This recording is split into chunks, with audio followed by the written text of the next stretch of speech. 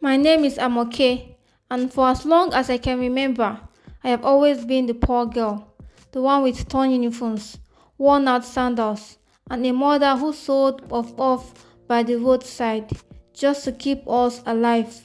I never knew my father. Mama always said he died before I was born. We lived in a face me I face compound in Ibadan. Life was hard, but Mama loved me fiercely. She always told me, don't compare your life to others. You are my child, and you will be great one day. But sometimes I couldn't help comparing, especially in school. There was one girl, Darren, rich, beautiful, and proud. She was the queen bee of Orita Mefa High School. Her father was a popular politician, and her mother owned several stores in Dubai. She arrived school in a black jeep with a driver in uniform. Her lunch came in shiny flasks with golden spoons. Everyone wanted to be her friend, as everyone except me. I didn't hate her. I just knew people like her didn't notice people like me. But for some reason, Devin noticed me, and she hated me.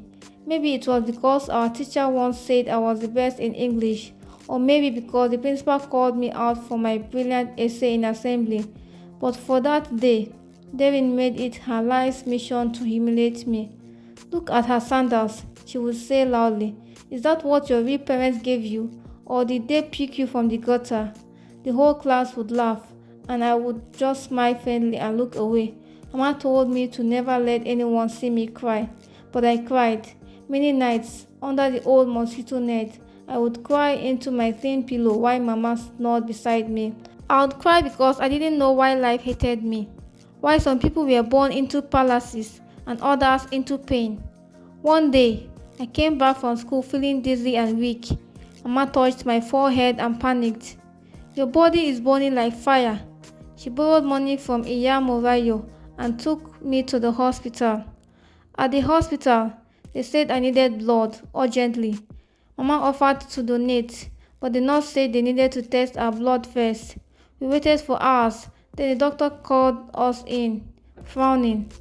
Madam, you said this is your biological daughter. Mama looked confused. Yes, now. I born her with my own hands. Now only her I get. The doctor cleared his throat.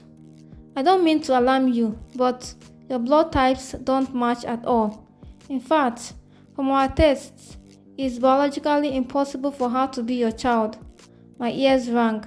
Mama gasped. That's not possible. I gave birth to her at General Hospital Mokola, the year after my husband died. I breastfed her. I raised her. The doctor looked at her gently. Madam, I believe you, but this girl is not your biological daughter.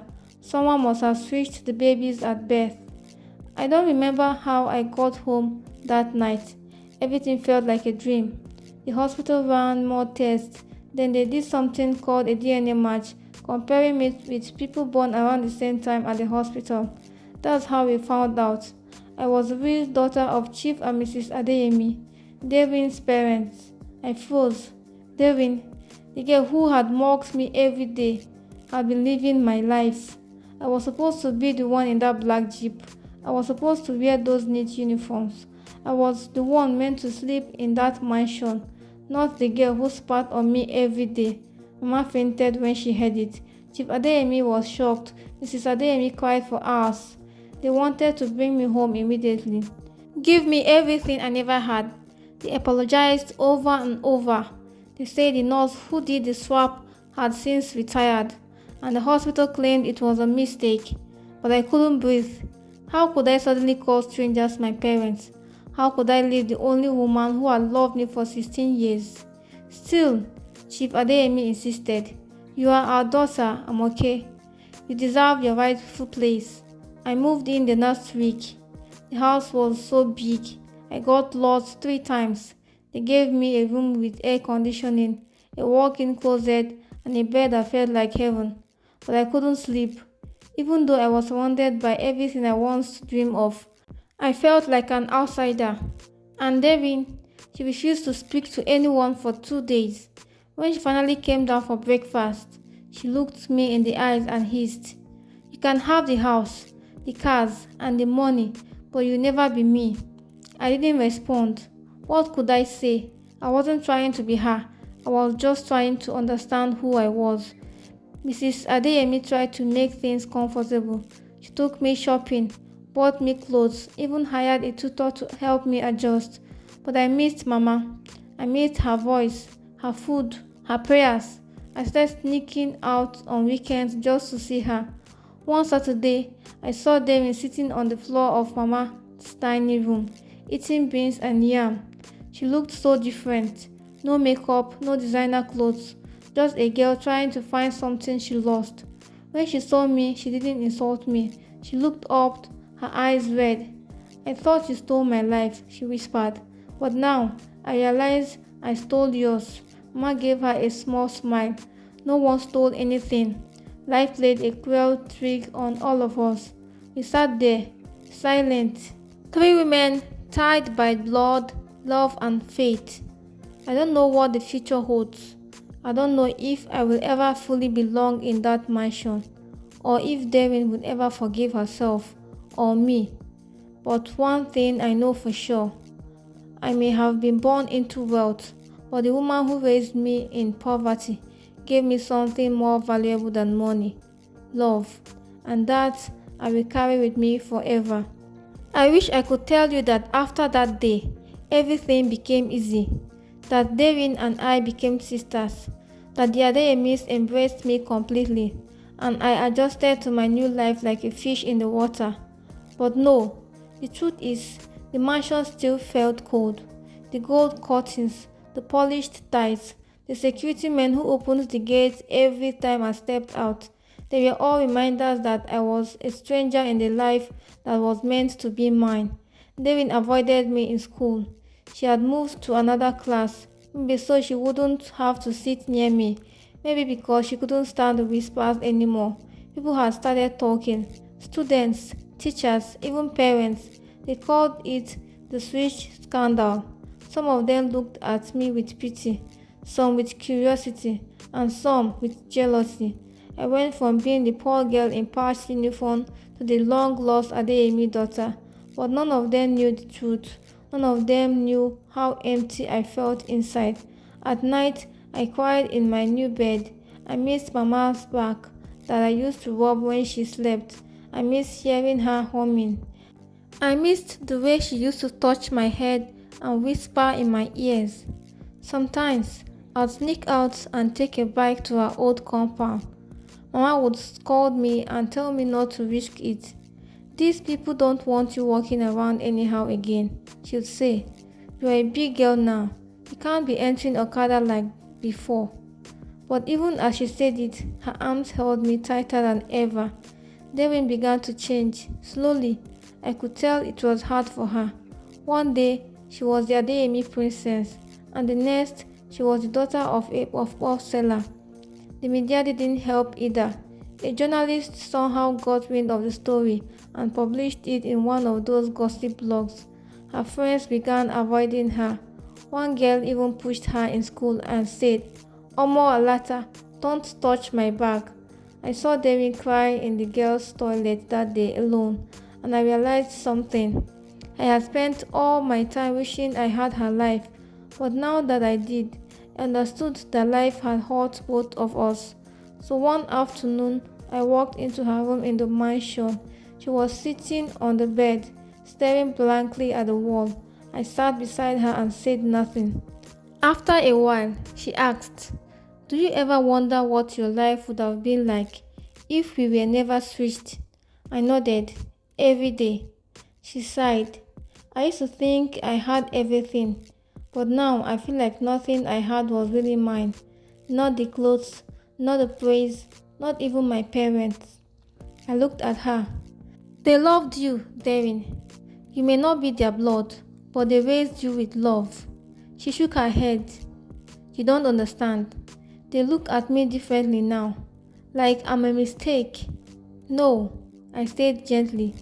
You're not a mistake. Neither of us is. She didn't respond, but her eyes softened. From that day on, something shifted between us. It wasn't instant, but it was real. She stopped insulting me. I started helping her with schoolwork, Sometimes we'll sit and just talk, and for once, it wasn't about what we had or didn't have, it was about who we were. Mrs. Adeyemi began to invite Mama over for family dinners. At first, Mama felt shy, but she eventually warmed up. Chief Adeyemi even offered to set up a small food business for her. She raised our daughter, he said one evening, and she did a damn good job. It's time we honored her properly. Mama cried when she heard that. I didn't ask for anything, she said. But you deserve everything, I whispered. One evening, Devin came to my room holding an old photograph. It was of her as a baby in Mama's arms, taken by a kind neighbor before they left the hospital that year. She held me like I was her own, Devin said, her voice shaking. And she still does, even now. I hugged her for the first time. She is your own, I said. She may not have carried you in her womb, but she carried you in her heart. That night, the three of us, Mama, Devin, and I, sat together in the kitchen, eating akara and pap.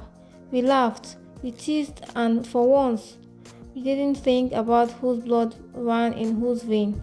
We were just a strange, broken little family, learning how to heal. I was still figuring out who I am. I am Amoke Adeyemi.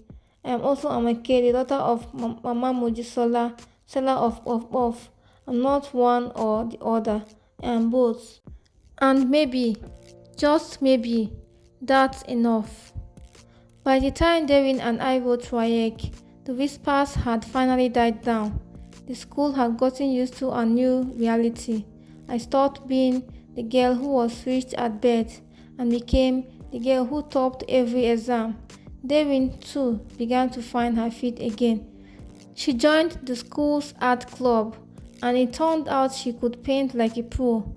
For the first time, she was proud of something that wasn't tied to money. When the results came out, I had distinctions in all subjects. Chief Adeyemi couldn't stop bragging. I told you she's brilliant, he would say. It's in her blood. But I always corrected him gently. It's not just blood, Daddy. It's Mama too. She taught me everything I know about resilience. He would nod, even though he didn't fully understand what I meant. Mrs. Adeyemi took me abroad to see universities. She wanted me to study law in the UK. Devin, surprisingly, didn't want to travel. She said she wanted to stay back, take a fashion course, and help Mama set up the food business. It shocked everyone, but not me. Devin had changed, truly. She now called Mama Mommy Moji, and sometimes even slept over at the old compound, even though Chief Adeyemi begged her not to. I just want to feel grounded, she once told me. Mama of business had grown. With Chief Adeyemi's help, Devin's creativity, they opened a small shop and called it Moji's Delight. It became the most popular spot in the neighborhood. I traveled to the UK. I cried when I hugged Mama goodbye at the airport. She held my face in her hands and said, Amokemi, no matter how far you go, remember who raised you. I promised. In the UK, I studied hard, but I also wrote letters to Mama every week. Long letters filled with stories, thoughts, fears, and dreams. Devin and I would talk every Sunday. We became closer than we'd ever been. Not because we shared DNA, but because we shared pain, confusion, and a journey that changed both our lives. 4 years later, I returned home with a degree and a fire in my soul. I wasn't just a poor girl who got lucky. I was a woman ready to build a life. At the airport, both families were there. Mama, Chief, and Mrs. Adeyemi, and Devin. They all wore matching Ankara. I laughed and cried at the same time. Devin ran to hug me first. You're finally back, barrister, she screamed. Mama kissed my forehead and said, Oh, Mommy Tide, my child has returned. We celebrated for days. A few months later, I opened a legal aid foundation with the help of the Adeyemis. It was dedicated to helping women and children, especially those in underprivileged situations like the one I came from. I named it Heart and Hope. I invited Mama and Devin to the opening. Mama gave a short speech in Yoruba, and everyone stood and clapped.